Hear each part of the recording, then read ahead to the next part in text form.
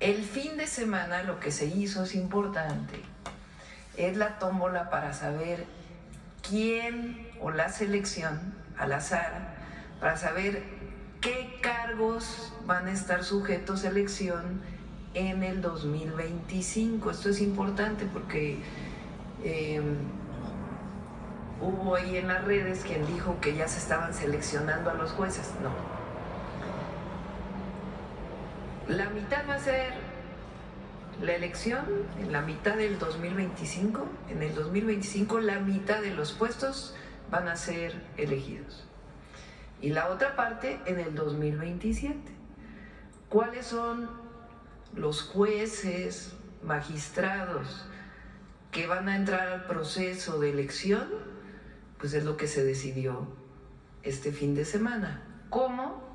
Las vacantes, es decir, los que no están ocupados, y además, en un proceso de selección al azar, cuáles son los cargos que van a ser ocupados. Eso es lo que ocurrió el fin de semana y sigue el proceso para la elección de jueces, magistrados y ministros y ministras de la Suprema Corte de Justicia de la Nación. Ahora sí vamos a las preguntas. A ver acá. Gracias. Gracias, presidenta. Buenos días, Carmen Sánchez de ADN 40. Justamente en este tema que tiene que ver un poco con vivienda, el viernes usted viajó a Acapulco, ya nos había dicho que uno de los apoyos también va a ser para reubicar a familias. Me parece que en al menos 15 colonias han detectado justamente que tienen la necesidad de reubicarlas. Preguntarle si estos apoyos entran dentro de este programa, son aparte, y pues si ha detectado más justamente en esta visita que usted hizo, si se necesitan pues más reubicaciones en más colonias de Acapulco, de Guerrero. No son 15 colonias que necesitan reubicarse, son esencialmente las que están en la parte baja cerca del aeropuerto. Esa era en realidad una zona lagunar y se desarrolló, y cuando vienen estas grandes lluvias y avenidas de ríos que buscan su cauce, pues se inundan. Entonces hay una parte de estas viviendas que está en la parte baja, incluso hay una zona que todavía tiene bastante agua, que se está buscando hacer un canal. Estas personas están en un albergue. Edna va a entrar a un censo para saber cuántas son y dónde se pueden reubicar. Es esencialmente una zona de una colonia y quizá algunas otras, pero no son 15 colonias. Va muy avanzada la fase de emergencia, está por terminar, que es lo que faltaría tanto para Acapulco, para otras zonas, acabar de abrir todos los caminos. Y en el caso de Acapulco, hay una planta de bombeo de agua potable en donde ya se repararon las bombas, pero hay una fuga de agua en un ducto, en una tubería, y se está arreglando esta fuga de agua que vino también producto del huracán. Entonces, esto es lo único que falta, digamos, para la emergencia, pero prácticamente se está regresando ya a la escuela y ahora empieza pues todo el proceso de reconstrucción. Esta misma semana se entregan los apoyos para limpieza. La vez pasada con Otis se entregaron a todas las viviendas de Acapulco, en este caso a todos los que viven en viviendas de colonias que fueron afectadas, y después a partir del censo quienes requieren reconstrucción, quienes requieren enseres, etcétera, etcétera. Es Acapulco, es Coyuca y son otros municipios que también resultaron afectados. Y en otros dos temas, justamente el que tiene que ver con el proceso que se llevó a cabo este fin de semana, la JUFET justamente pues hizo un comunicado en el que pues bueno expresa su más enérgica protesta, así dice, en contra de los actos realizados en el Senado durante este fin de semana. Saber su opinión, doctora. Y en otro tema que tiene que ver con seguridad, la semana pasada en Puebla se registró un linchamiento, el viernes otro intento de linchamiento en Cholula, me parece en San Andrés Cholula. Justamente ya presentó este plan nacional de seguridad. si tiene algún punto específico para prevenir que pues los pobladores hagan justicia por su propia mano. Esos dos temas, por favor. ¿Qué es la JUFED? Judicatura Federal. No. La Asociación de Jueces, que por cierto ya decidieron regresar a trabajar. Un aplauso. Ya, es bueno que ya desquiten sus salarios. Fíjense, a ver, ¿por qué no protestan por esto? Con todo y paro, hubo sabadazo. ¿Qué quiere decir sabadazo? Estas liberaciones que hacen de viernes a sábado, donde supuestamente no están en funciones. Liberaron a una mujer señalada como, con todas las pruebas, porque nos tocó cuando estuvimos en la Ciudad de México, a la Fiscalía de la Ciudad de México, como presunta autora intelectual del asesinato de 2 ciudadanos israelíes en la Plaza Arts en julio de 2019.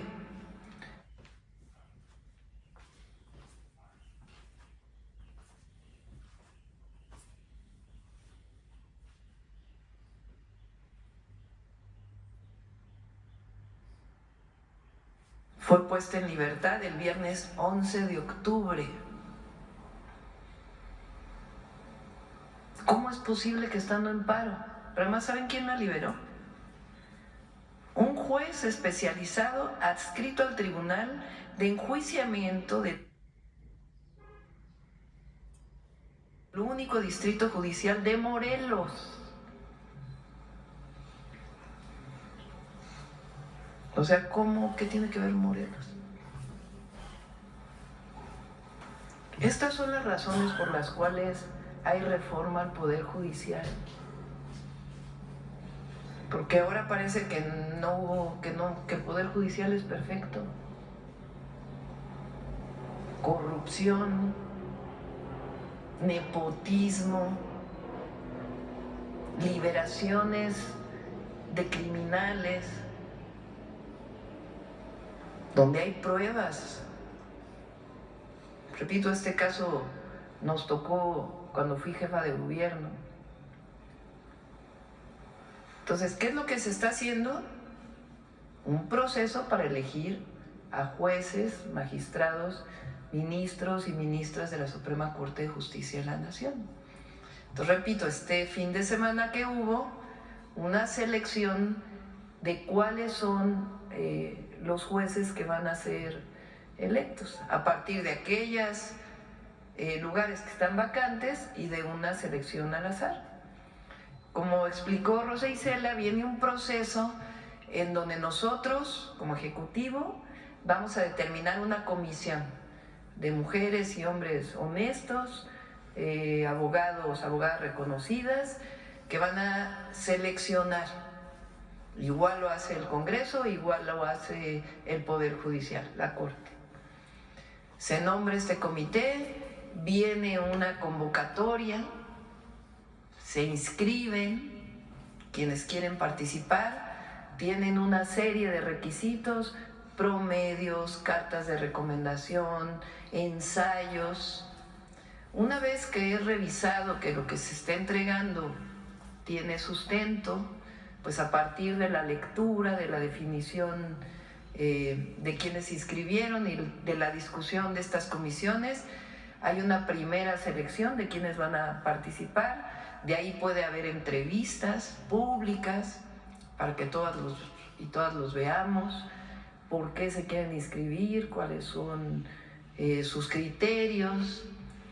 Y después de eso hay una selección y después van a una tómbola para ver de esos cuáles van a pasar a la elección del 1 de junio del 2025.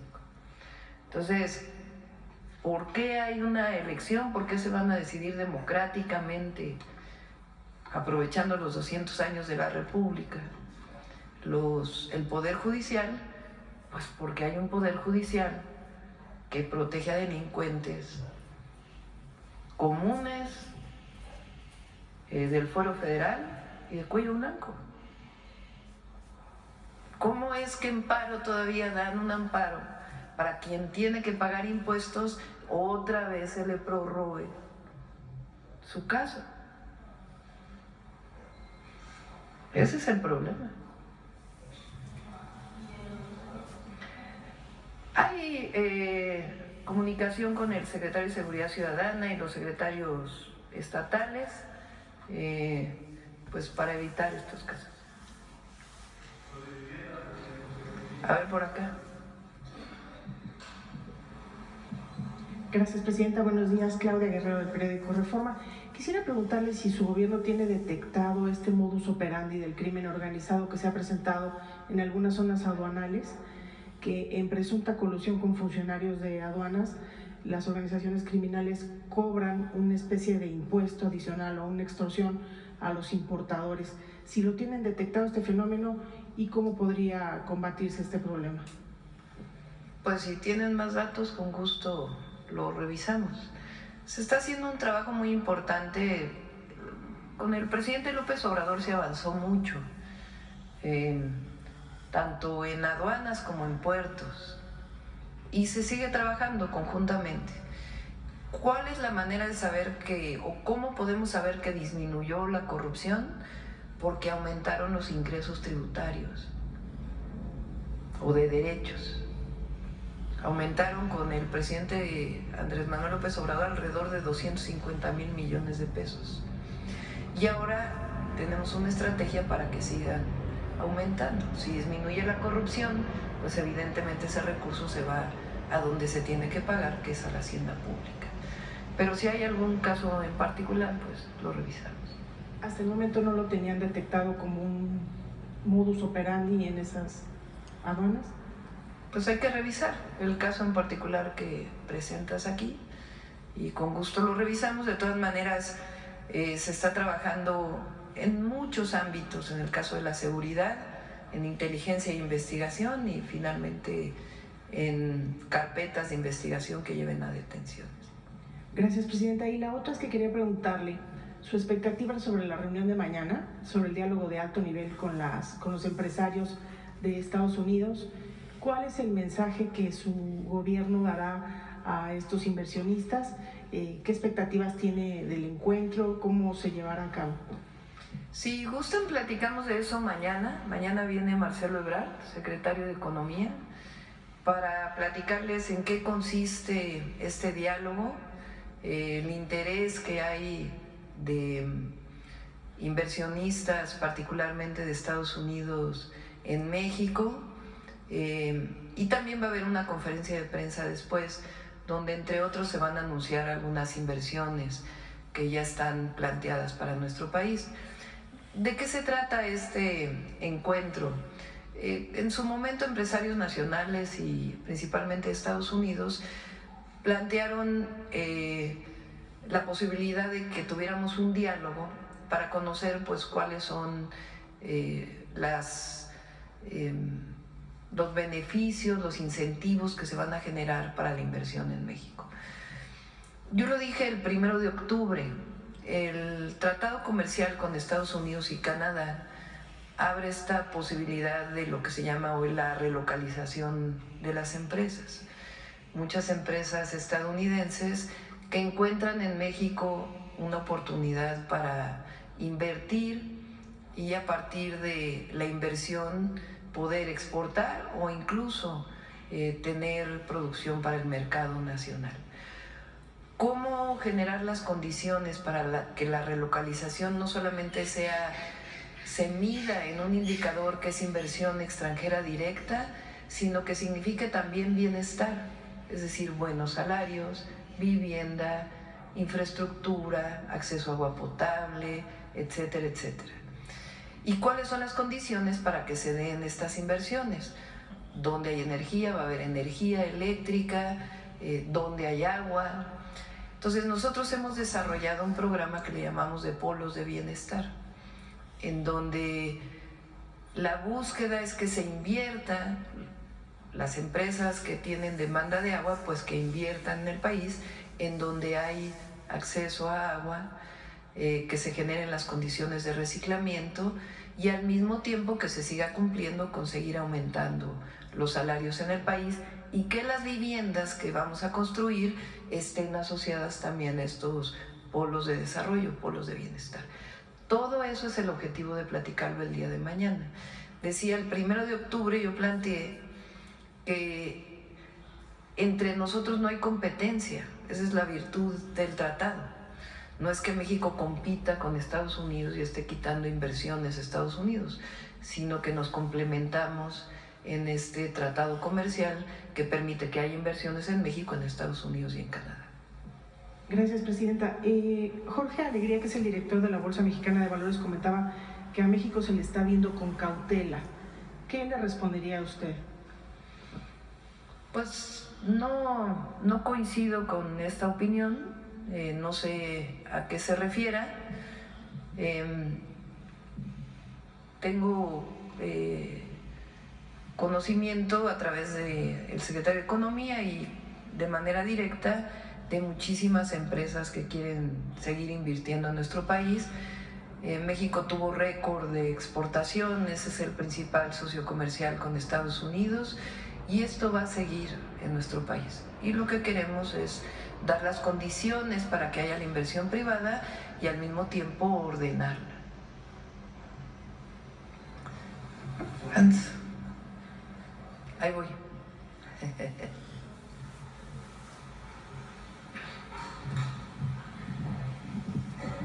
Buenos días, presidente. ¿Escucha? Buenos días, Presidenta. Hans Salazar, de Noticiero en Redes. A propósito del tema de la vivienda, que bueno, pues son muy ilustrativos los datos que se prevén, que se proyectan en toda esta planeación. Aquí también se ha expuesto en algún momento el tema de la vivienda para migrantes. Hay muchos migrantes que expresan que quisieran regresar a México y que incluso en algunos casos abandonaron sus cuentas o dejaron sus cuentas del IMSS, de alguna prestación social formal, y bueno, a veces preguntan sobre esto, y para poder participar, para poder ser incluidos en estos programas que bien se han comentado aquí y que bueno, son de diversos lugares del país.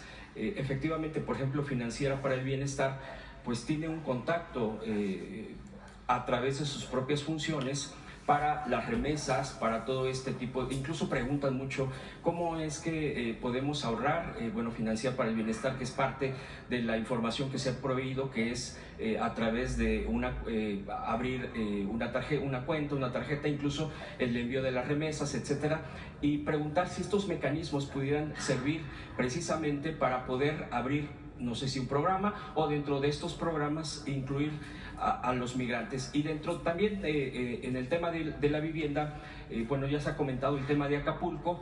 Por ejemplo, Presidenta, pues hay lugares como en Chalco, el Estado de México, que usted estuvo, bueno, en esa, pero la parte suroriente, que está Chalco, donde se han asentado muchas viviendas, pues es un problema a largo plazo que se puede solucionar a corto, mediano, pero después a largo plazo vuelve a ser la problemática. Yo había leído a algún experto en el tema de Chalco, por ejemplo, y que las colonias que se han inundado ahora con pues en pasadas épocas en estas épocas de lluvia, en pasadas semanas, decían que ahí va a ser imposible el tema estructural, por ejemplo, tenía que ser el tema estructural, porque iba a ser muy complicado, por ejemplo, el aumento para sacar el agua, el tema del drenaje. Ahí se está haciendo estudios al respecto. ¿Y qué pasará con otras zonas, por ejemplo, donde se abandonaron viviendas porque solamente era especulación? Se ponían a mucha distancia, 3 horas del trabajo, no había servicios. ¿Qué pasará con todas estas zonas? Presidenta, ¿se tiene algún censo? ¿Se va a hacer algo al respecto? Serían mis preguntas primero en el tema de la vivienda. Sí. Octavio, ¿quieres comentar de quienes salen del Infonavit y ahora se les va a poder generar la condición para que puedan asociarse nuevamente? Sí, hay trabajadores que están no activos y que van a poder reactivarse. En el caso, por ejemplo, de los migrantes, algunos de ellos no están activos en este momento, pero pueden reactivarse o pueden iniciar con sus aportaciones. Entonces esto queda englobado dentro del programa de vivienda y sí lo estamos pensando. Sí. Tanto en Infonavit como en CONAVI, por supuesto, nuestros hermanos migrantes que quieran regresar, estará abierta la posibilidad para ello. Si alguna vez cotizaron al IMSS o al Infonavit y quieren regresar y recotizar y entrar al programa de vivienda, hay esa posibilidad. En el caso de Chalco, estuvimos el sábado en el Estado de México. Yo planteé en los 100 puntos un programa especial para el oriente del Estado de México.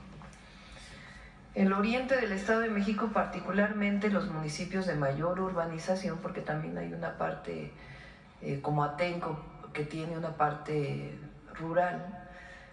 Los municipios que están completamente urbanizados, vamos a hacer un programa especial que tiene varios objetivos.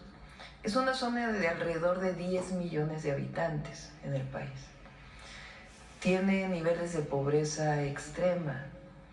Me comentaba la maestra Delfina que ahora que ocurrió la inundación de Chalco, que ella estuvo recorriendo las calles, pues hay familias hacinadas en un solo cuarto y condiciones de vivienda pues que queremos mejorar. Esta zona pues tiene problemas de acceso a agua potable. No quiero decir que es lo único en el país, pero se concentran 10 millones de habitantes. Es la única zona en el país donde hay esta concentración de número de habitantes y que tiene este rezago en los servicios públicos, además de la vivienda y derechos, como educación o como salud. Entonces, tienen problemas de acceso a agua potable, drenaje, porque además es una zona que se hunde por la extracción de agua desde hace mucho tiempo, problemas de acceso a la vivienda, pavimentación, iluminación pública, movilidad. Muchos de las familias que viven ahí trabajan en la Ciudad de México o en otro municipio del Estado de México, recorren 2 horas de un lado a otro. Entonces, este programa nos sentamos con los presidentes municipales electos que entran el 1 de enero, con la maestra Delfina, gobernadora del Estado de México, y las distintas secretarías del gobierno federal. El objetivo es hacer un programa integral. En el caso de Chalco, el presidente dejó una obra en curso, que es un colector, para disminuir los riesgos de inundaciones, pero tenemos que hacer un programa de drenaje, de acceso a agua potable, de vialidades, de movilidad, de repavimentación, de iluminación, de senderos seguros, de seguridad, de vivienda.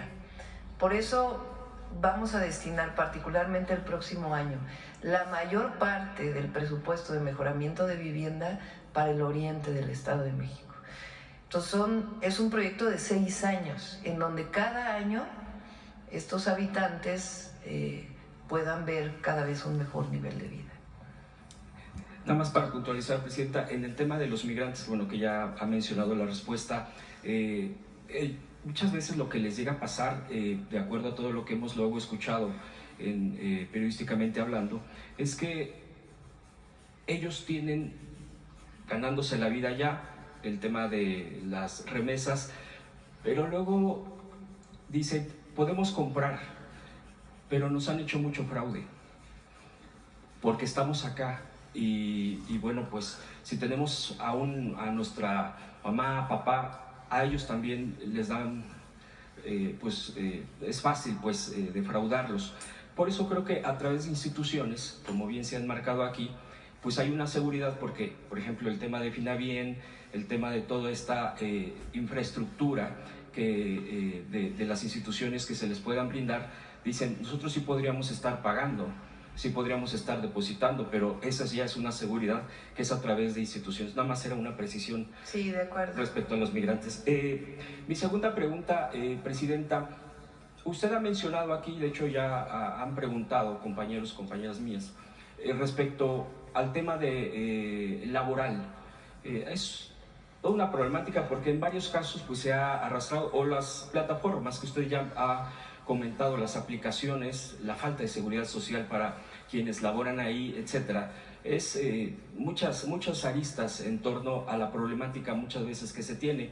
Y otra de esas, que es a la que le quiero preguntar en este entorno y en este contexto, es a la gente que tiene edades entre 40 y 60 años. Me sorprende mucho porque sí nos comentan muchísimo en la calle respecto a este tipo de situaciones con las empresas, pues porque dicen, nosotros pues queremos laborar, pero ya no nos aceptan. Y donde aceptan está muy precario, o no hay seguridad, o son marginados en muchos sentidos, porque como no hay una regulación, dicen, bueno, en todos lados te rechazan, pues aquí hay esto, y si quieres, obviamente en detrimento de derechos laborales mínimos, dignos para la gente. Entonces dicen, bueno, yo estoy de acuerdo que la pensión universal, todo esto que ha apoyado enormemente, pero hay gente que dice, pero yo quiero trabajar, y bueno, pues ahí preguntarle si en todo este contexto que se pueda estar asumiendo como reformas, como cambios, en ese contexto del segundo piso de la cuarta transformación, se pudiera estar contemplando medidas, obviamente desde la Secretaría del Trabajo, desde la propia ley, para que pudiera ser ayudada a toda esta gente, que es un buen universo en torno al tema laboral. Y si me permite una última pregunta. Sí. Vamos a invitar al secretario del Trabajo. Vamos a presentar una iniciativa de ley para apoyar a las y los trabajadores de aplicaciones telefónicas.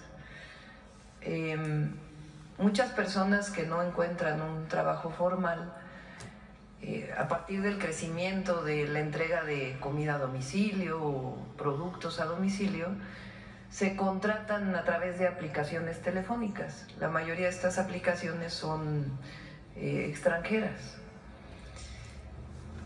¿Cómo hacen para no contratar formalmente a los repartidores, las repartidoras? Los contratan como socios de la empresa, que en realidad no son socios porque tampoco hay reparto de utilidades. Entonces los hacen socios y tienen un ingreso básico, después a través de la propina que da quien recibe el producto. Muchos de ellos están en la mayoría de las ciudades del país, ciudades medias, ciudades grandes, reparten en motocicleta, algunos en automóvil, algunos en bicicleta, otros incluso caminando, y también tienen muchos problemas de accidentes de trabajo. Entonces el objetivo es que tengan seguridad social y que se regule esta forma de contratación para beneficio de las y los trabajadores. Se estuvo trabajando desde hace tiempo ya, tanto con los repartidores, repartidoras, con los trabajadores, como con algunas plataformas. Esta propuesta de ley la vamos a presentar este mismo mes, entonces va a venir el secretario del Trabajo para presentarla. Y por otro lado, en efecto, hay otros dos, digamos, sectores muy importantes. Uno es el de trabajadores y trabajadoras de la limpieza, principalmente mujeres, que son contratadas a partir de empresas. Se contrata a la empresa y la empresa provee el servicio. Y también tienen condiciones laborales precarias. Ganan el salario mínimo, la mayoría de ellas, porque son mujeres. La gran mayoría, también hay varones, también hay hombres. Pero no tienen, por ejemplo, horarios de comida o algunas circunstancias que incluso en toda la campaña me estuvieron manifestando. Entonces también ahí vamos a entrar a un proceso de mejora de las condiciones laborales por ley. Y la otra es mujeres, hombres en efecto de 40, 60 años o mayores que no tienen tanto acceso al empleo. En los tres casos tenemos las propuestas y le voy a pedir a Marat que venga para presentarlo. La otra que preguntaste y es importante.